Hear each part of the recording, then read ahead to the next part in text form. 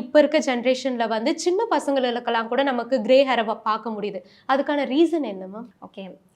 Early கிரேயிங்க்கு முக்கியமான காரணம் அப்படின்னு பார்த்தீங்கன்னா, ஜெனடிக்ஸ். ஓகே.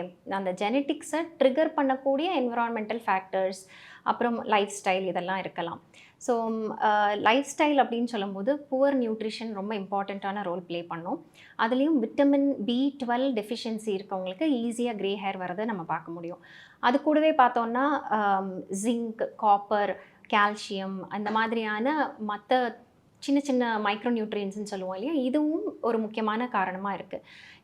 இந்த புவர் நியூட்ரிஷனுக்கு இன்னொரு காரணம் என்னென்னா, நம்ம இப்போ லைஃப் ஸ்டைலில் பிஸியாக இருக்கிறோம் அப்படின்னு சொல்லி ஃபாஸ்ட் ஃபுட்டாக இருக்கட்டும், இல்லை ப்ராசஸ்டு ஃபுட் நிறையா எடுத்துக்கும் போது, அப்புறம் வந்து வெயிட் லாஸுக்குன்னு சொல்லிட்டு ஒரு மோனோ டைப்பான ஃபுட்டு, இல்லை கேலரி கம்மியாக மட்டும் சூஸ் பண்ணிவிட்டு நியூட்ரிஷனை மறந்துட்டு அந்த மாதிரி பேஸ் பண்ண ஃபுட்டு, இதெல்லாமும் அதுக்கு காரணமாக அமையுது சின்ன பசங்களுக்கு.